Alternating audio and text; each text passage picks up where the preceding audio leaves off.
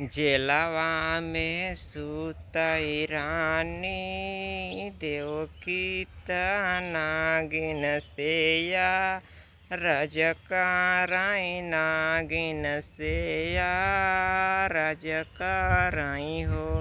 हे नागिन डसिले तू हमारी आंगुरिया माउतिया तो हसे मागियो माउतिया तो हसे मागिला हो।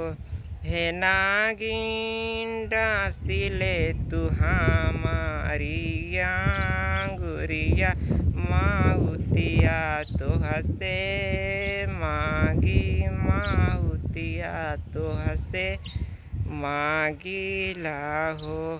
इतना बचना सुनाई नागिन त देवकी सेया रजकराई देवकी सेया रजकराई हो।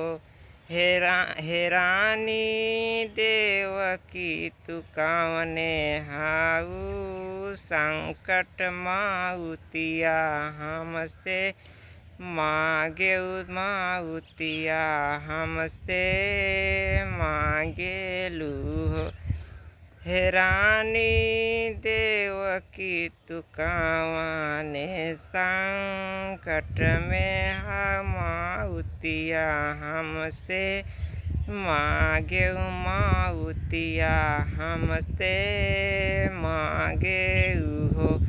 के तोह दुख दी नैहर में तू दुख